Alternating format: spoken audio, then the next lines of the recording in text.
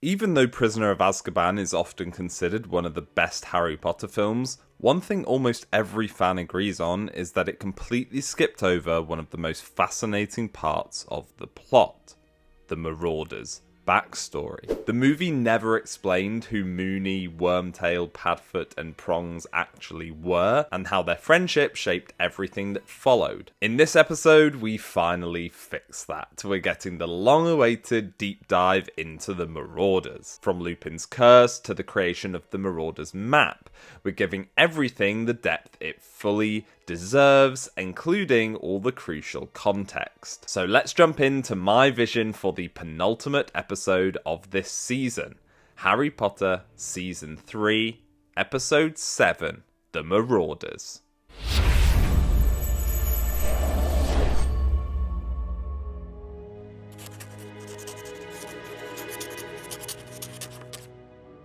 The episode opens right where we left off, in the Shrieking Shack. We open on complete chaos as the camera throws us straight into the action, with Harry launching himself at Sirius Black, sending them both crashing to the floor. And this fight needs to feel brutal, not a neat choreographed Hollywood fight scene, but a messy and untidy brawl. Sirius eventually seizes Harry by the throat before Ron and Hermione get involved, with Hermione kicking Sirius in the head. This really shows just how loyal Ron and Hermione are to Harry, as the movie didn't show that too much apart from that one line from Hermione.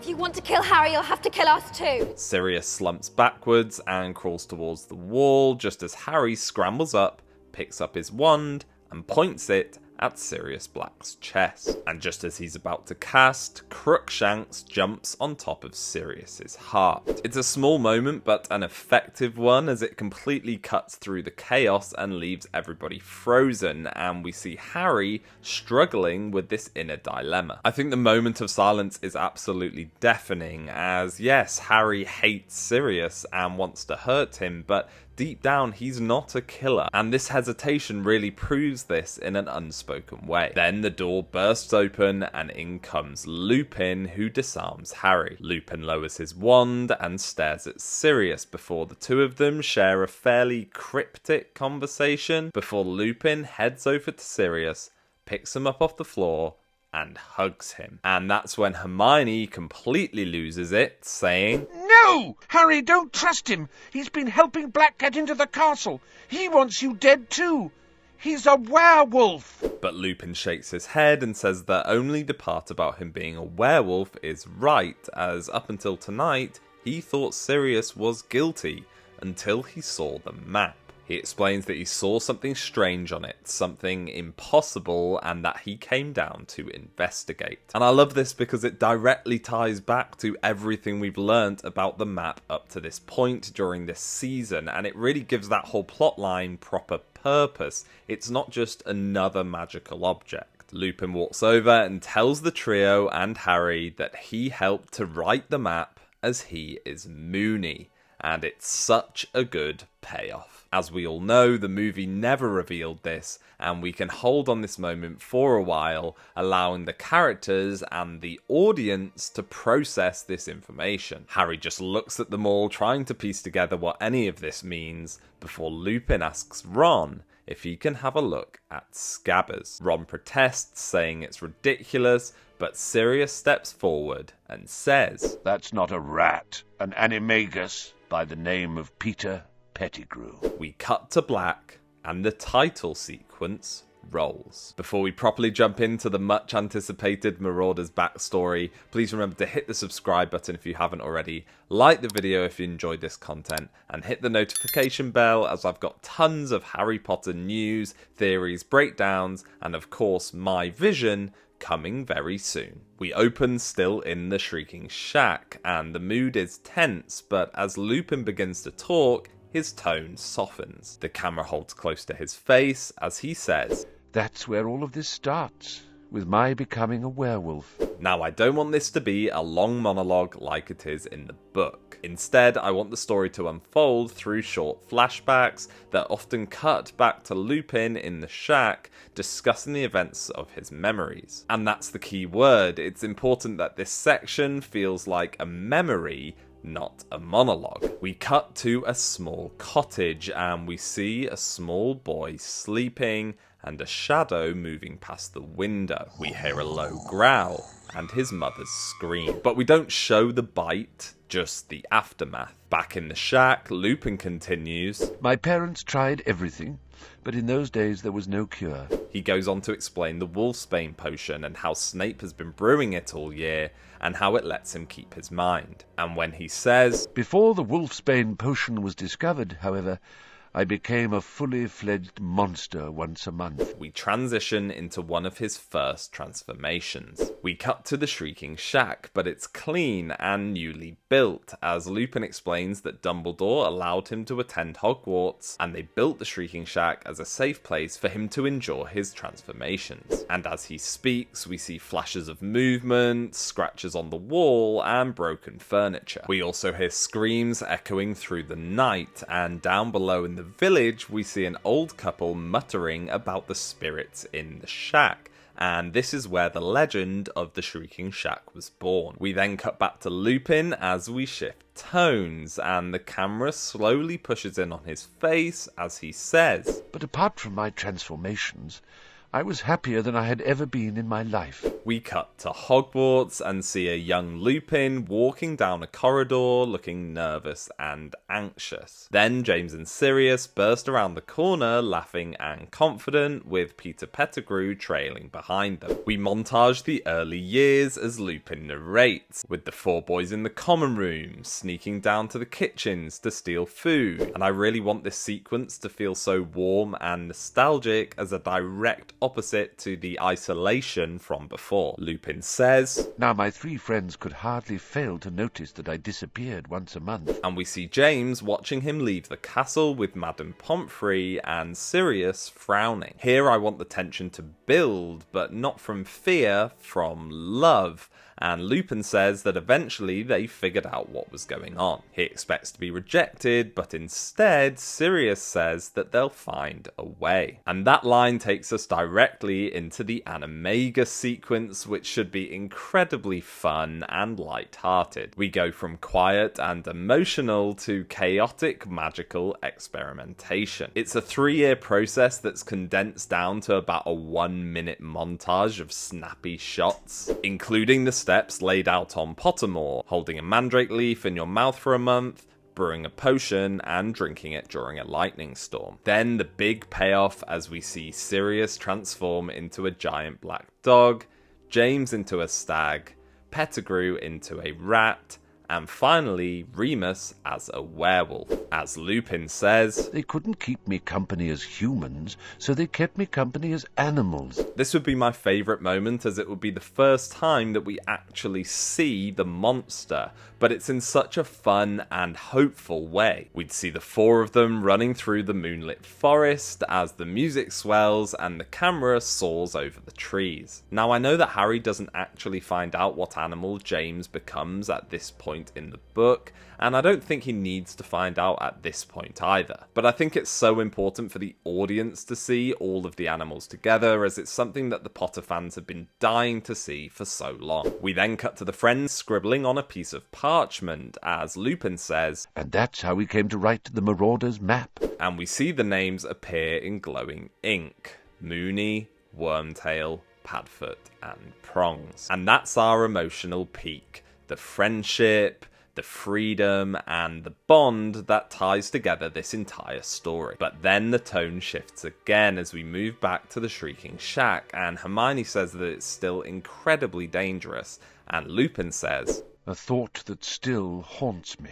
Then we reach the Snape section of the story, and I want this told like a confession. Lupin can barely look at them as he says what Sirius did, trying to trick Snape into the Whomping Willow, how Snape almost died, and how James had to save him. We intercut flashes again, such as Snape skulking around after the four of them, Sirius whispering, James running, and a glimpse of the werewolf's glowing eyes in the dark. We cut back to the shack as Harry says, So that's why Snape doesn't like you, because he thought you were in on the joke. At which Snape throws off the invisibility cloak, revealing himself to be standing in the doorway, as he says, "That's right," before we cut to black to end sequence 2. Once again, I really want this whole sequence to just be an absolutely massive payoff to all of the die-hard Potter fans, as it's something that's been asked for decades, and it could also set up the potential for a Marauders spin-off story, as we now have a fully cast and reenacted backstory. Sequence 3 opens in the middle of pure tension, with Snape standing in the middle of it all. And with a flick of his wand, he conjures ropes that bind themselves around Lupin. And what I think is really important here is that it should all feel incredibly human. Essentially, it's a collision of years of hatred and misunderstanding all erupting at once. Snape begins triumphant as he tells Sirius and Lupin that they'll both be given to the Dementors, but he gets slowly more and more deranged as each person tries to correct him, and it all erupts when Harry tries to block his way out of the shack, and Snape shouts, "Get out of the way, Potter!" Then suddenly everything explodes as a blast of magic from 3 sides crashes into Snape, sending him shooting back into the wall. The trio all tried to disarm him at the same time, once again showing their loyalty. And this is again where the tone shifts. Sirius steps forward, finally taking control of the room as Harry tells him to explain. And once again, instead of relying on pure dialogue, we cut to fragmented flashbacks tying together everything that we thought we knew up to this point. We start seeing moments from earlier in the season, during that scene in the 3 broomsticks with the teachers and Fudge. But now, with the context changed, they take on an entirely different meaning. The camera revisits certain scenes that we've seen before. We see the night of the explosion, and Sirius laughing as Pettigrew vanishes, all shown in quick flashes as the truth is finally breaking. It's the same footage from earlier in the season, the same memories, but now the audience fully understands the betrayal behind it. We would also see some new shots, however, such as Pettigrew's missing finger, the street in ruins, and Sirius's expression as he gets arrested. And before this, we will also see Sirius arriving at the house, which has now been destroyed, meeting Hagrid there and giving him his motorcycle. This is just a really nice Easter egg that is in the books from the very beginning, and it would be really cool to see this brought to life. All of the pieces that we've already seen, plus the new footage, all click into place, and finally the mystery comes together, and Harry and the audience understand. We then move back to the shack, and the rest of the scene from here will be very similar to the movie, with Sirius and Lupin seizing Scabbers, transforming him back into Pettigrew, and the whole conversation with him. There will of course be some additions, such as Pettigrew pleading even more than he did in the movie, still feigning innocence, and Sirius explaining how he escaped from Azkaban without using dark magic, by transforming into a dog after he saw the newspaper that Fudge gave him. Again, like in the movie, Harry eventually believes Sirius, but tells Sirius and Lupin to not kill Peter, as they will give him to the Dementors. And then we move into the climax of this episode. Ron and Lupin bind Pettigrew in chains to both of them, and Sirius levitates Snape to float beside them. Crookshanks leaps down and starts to lead the group through the passage to the Whomping Willow. The camera follows them through the tunnel, once again tight and claustrophobic, but this time more hopeful, as Sirius and Harry discuss the potential for Harry going to live with him. And I especially want to include how Sirius is quite obviously allowing Snape's head to bump against the ceiling here. Even with Snape unconscious, their hatred is just a pure constant. Eventually, we see the party emerge out of the Whomping Willow into the grounds, and then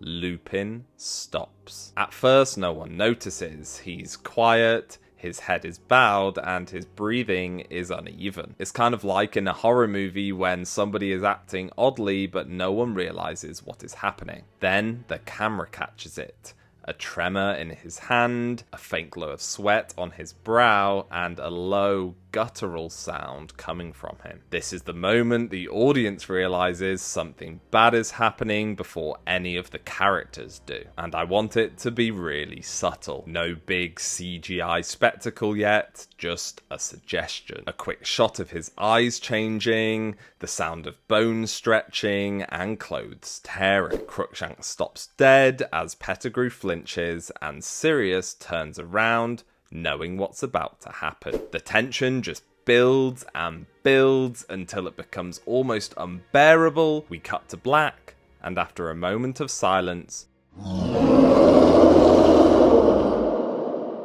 cue the credits. I feel like this is a really strong way to end the episode, as it really does feel like the calm before the storm. What I love most about this episode is that it isn't just about exposition, it's about reframing everything that we thought we knew up to this point. And it's a perfect setup for the finale, and I do know that there's a lot to cover in one more episode, but as I've mentioned before, I do plan for the finale episodes to be longer than the standard episode, about 1.5 hours, with 4 sequences, so there will definitely be enough time to let it all unfold properly. So what do you think? Did I handle the Marauders backstory well, or would you have preferred a different approach? Let me know your thoughts and suggestions down in the comments below. Once again, remember to subscribe, hit the like button, and hit the notification bell, as next week I will be revealing my vision for the Harry Potter Season 3 finale.